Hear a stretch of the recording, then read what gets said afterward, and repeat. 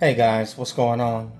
Welcome to my YouTube channel, Eric Broadus YouTube. I say again, welcome to my YouTube channel, Eric Broadus YouTube. And today, as promised, I will be following up with a series of military content. This including the Special Forces requirements. And so today, I'm going to briefly cover the introduction of TACP'S. And I'll say it again, TACP'S. And so this particular Special Forces group is falls under the Air Force. And you might ask, who and what are the TACP'S? And basically, TACP, it's just an acronym, but it stands for the Tactical Air Control Party. Okay, and so this particular branch of Special Forces, they are an Air Force unit, and what they do, they integrate basically the pilots or the Air Forces and ground forces. So basically, a lot of your tactical party operators, what they will do, a lot of times they work on the front lines with the Army and the Marines, and what they do, they coordinate strikes, for certain aircraft, so whether it's for planes, or whether it could be maybe helicopters, or it can be Apache helicopters, whatever it is. But what they do, they are the go-between between aircraft that are going to do military strikes, and also your ground forces. So this branch of this particular group of Special Forces, these guys, a lot of times you might see them with like how can I explain it? It's like a backpack with a mobile phone on it. And so what they do, they use that particular phone to coordinate with the command center.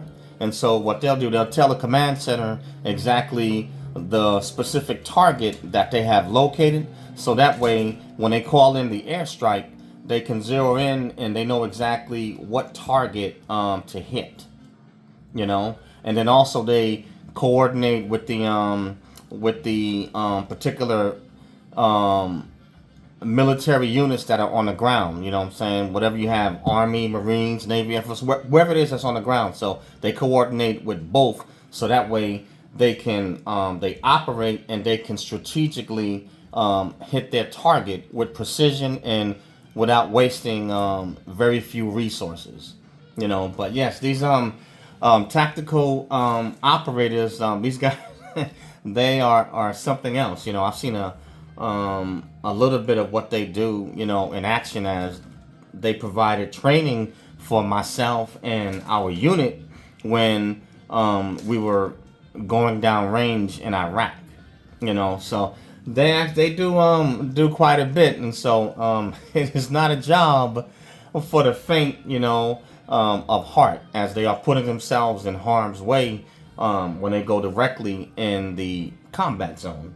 So let's get into it, guys. All right, so TACP'S, Tactical Air Control Party, is a specialized Air Force unit which coordinates ground forces in support of special operations and conventional forces. Your conventional forces, meaning your, I guess you can say, your regular military. Probably for the Army, it would probably be like a lot of your coordinating with your infantry guys, and then obviously your regular Army soldiers, Navy and your Army, and also your Air Force. So they work obviously with all branches, and they work with other Special Forces, units, within their same branch of service, or others, to include foreign forces as well. All right. Now, what is their role? Basically, TACP'S, what they do, they advise the commanders that are on the ground on how to best utilize the resources that they have at their disposal, be it air power, ground forces, whatever it is, But they basically will go in and they do the needed intel in order to locate a specific target, as well as they themselves are still special forces, and they are specially trained to do what special forces do, as well as provide intel for your commanders, that are overseeing these particular operations. Okay, specialties. What do the TACP'S specialize in? Okay, TACP'S can specialize in areas as combat rescue, special tactics, tactical air control, combat control, or pararescue. Now, your TACP'S, they are a separate unit of a separate division of special forces from, say, your PJs, your pararescue guys.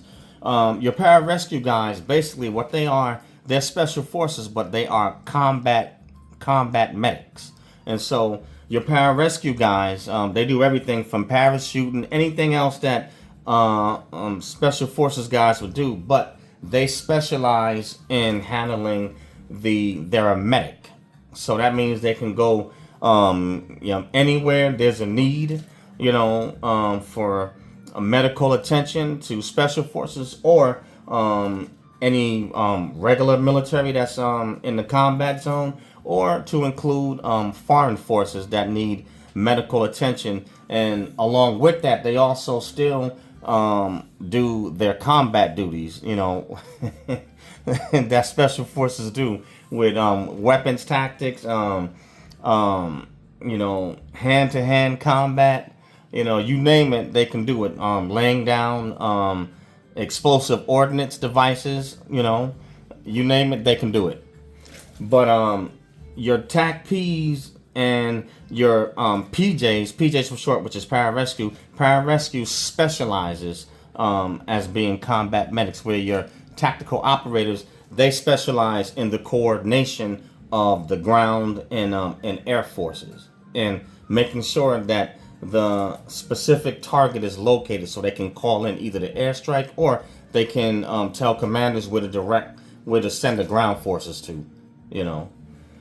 All right, so let's see. As far as deployment, obviously TACP'S, they deploy with special operations forces, as they are special forces, and these special forces include special forces operational detachment alphas, acronym ODAs, or the 75th Ranger Regiment, Navy SEAL teams, and Joint Special Operations Command Tier 1 Special Mission Units. So basically, I'll just give it to you common sense in a nutshell. Basically, TACP'S, they can and they do operate with any branch of service, and they operate with any special forces units, be they Navy SEALs, Delta Force, Green Berets, Army Air Force Rangers, any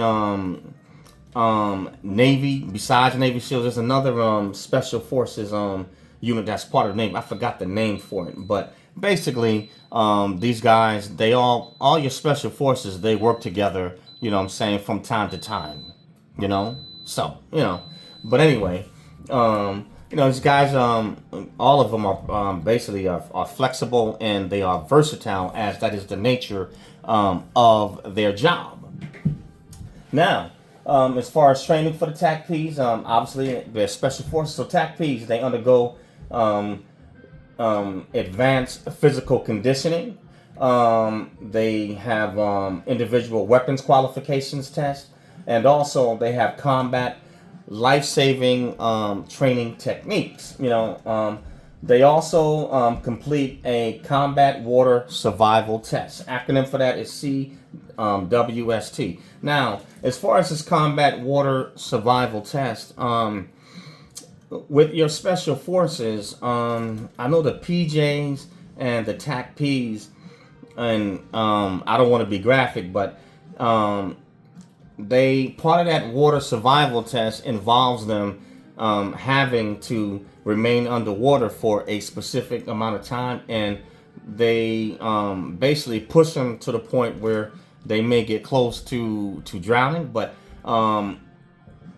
what the instructor is basically trying to do is wants to make sure that these guys will be able to stay underwater without panicking, and so for the type of missions that they have to do, they may find themselves in certain conditions where it may require them to remain underwater or whatever, even if it's on land, but it may require them to move in stealth mode. And if you have to be able to move underwater without enemy detection, you may have to stay under there longer and endure, say, maybe certain physical duress, and you cannot panic or freak out. If you happen to panic, or freak out, that can cause that particular trainee, to fail and flunk out of this particular branch of special forces, and including the pararescues also, but I'll get into more of the combat water survival test in another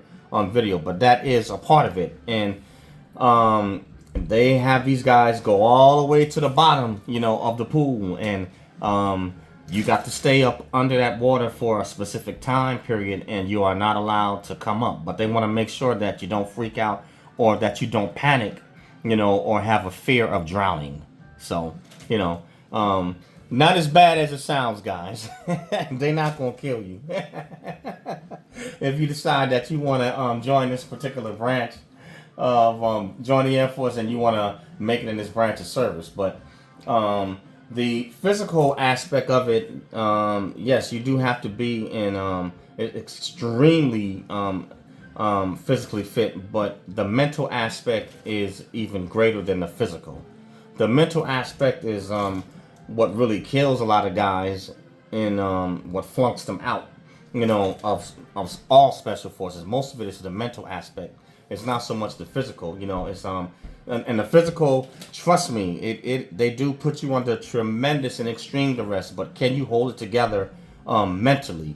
It's the mental aspect that will flunk these guys out. Many of these guys, they in peak physical condition that go into these special forces training camps.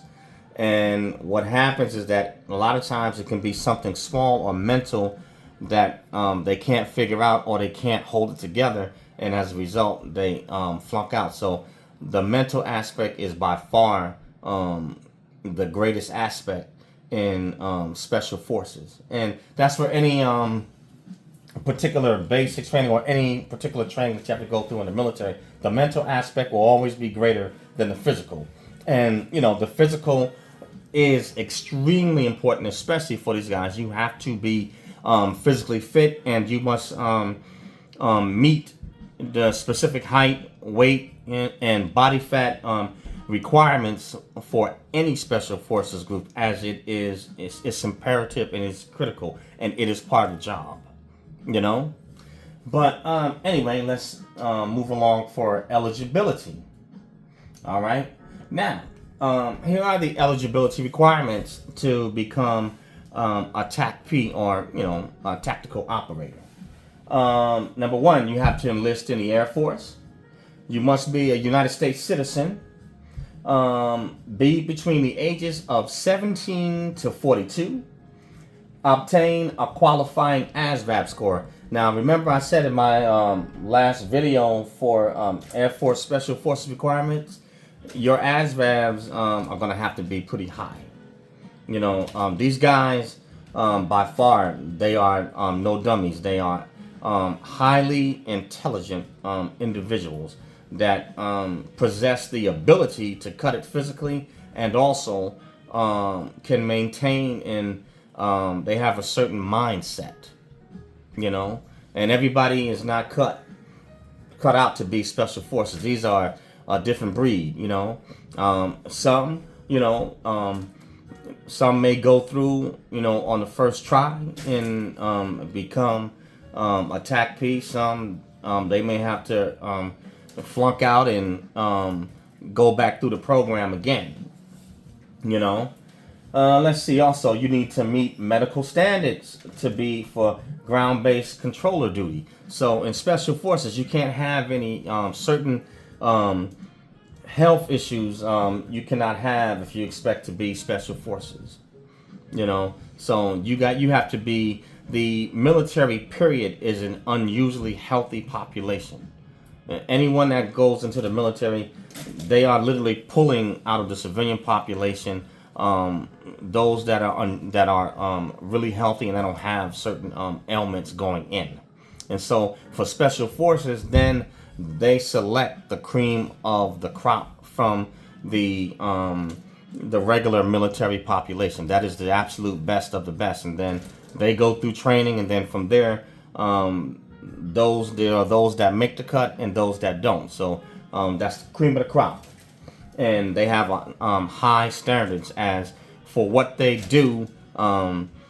Very few individuals can, so their standards have to be stringent and extremely high. They take the best of the best. Let's see, you can't be colorblind. You have to have normal color vision and depth perception, which would make sense for what you have to do.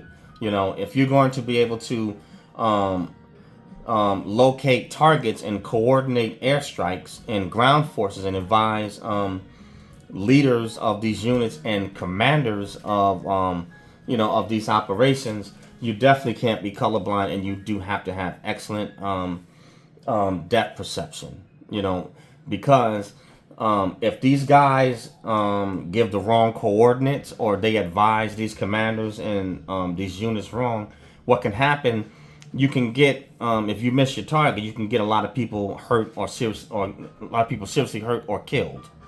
So these guys have to be, and I hope YouTube don't get me for that one, but I'm just being honest. But you can get people, can get seriously hurt or unalived. I'll put it that way. So they have to know their business and they have to know it well, and they cannot have certain ailments. That's why their standards are so high in terms of physical and also mental. Let's see. You have to be able to deploy and mobilize worldwide. So, if you have any pre-existing conditions or health ailments, like I'll give you a good example. Diabetics are not allowed to qualify worldwide. You cannot send someone that has sugar diabetes into a deployment zone. You can't, because what happens if they have a diabetic episode, out there, downrange in the combat zone? That guy is just basically incapacitated and as good as dead, and they can also get members in their unit, unalived or seriously hurt, and any operation that they're a part of, it can cause a domino effect. So if you have any pre-existing health conditions that the military deems does not make you worldwide deployable, then you will basically remain stateside. Now, how long they will allow you to remain in? I mean, some people can be diabetic or have certain health conditions, and they just basically they just don't deploy. They just remain within the United States, CONUS, and they'll just work, like that. Now, if the military gets a wild head, which it happens every now and then, and say they feel that maybe, we need to, cut our forces down. You know what I'm saying? We have too many people, and there's not enough mission demand for it. Then the first people that probably are going to get released on an early out or discharge is going to be people with pre-existing health conditions that the military cannot use worldwide. So that's just a heads up. So if you have certain pre-existing health conditions, and like I said, I would check with a recruiter, on that, and they should be able to tell you, what conditions will make you undeployable. So if you have any of that, special forces, you won't be able to qualify you won't be able to meet their standards for what they need. All right, and you have to be qualified to bear firearms. You know what I'm saying? Obviously, special forces, common sense, guys. These guys have to be able to, they shoot, a lot of different types of weapons. Everything from your handguns, everything from 9 mils. I'm trying to think, what's the big guns? Oh, I can't think of the big guns, but grenade launches, you name it. You know what I'm saying? They fire it, and they have to qualify with it. You know, but making a long story short, basically, tactical TACP'S, you know, you need to have make sure if you're in the military already and you desire to switch over to become a TACP in this branch in this particular unit of or special forces, you also have to have I believe it's a bachelor's degree is also required. So there are also education requirements with this, and also higher ASVAB scores. I think the minimum on your ASVAB, I think might be something like maybe a 70. It might be a 75 to an 80. You know, I'll double check that, but I think it might be a minimum of a 75 to an 80. Obviously, 85, a score of 85 to 90 is really ideal in what they're targeting or looking for. So I told you, in any your special forces, these guys are have pretty high IQs. These guys are not dumb. You know, they're not dummies, and they also are physical specimens. You know, so they are cut, you know, above the rest, and these right here are elite forces. So if this is something for those of you that are civilians, or if you're in the military and you desire to get into this program, I will probably in the next video I'll go into what their requirements are, and then you can go from there to make preparations in order to best prepare yourself. I mean, obviously, nothing is going to be exactly like it is in practice when you get to doing the real thing, because physically you can prepare, you know what I'm saying, and do pretty well, but you don't know what these instructors are going to come up with in order to test you to see if you can cut it to pass this program. And then lastly, I'll leave with this.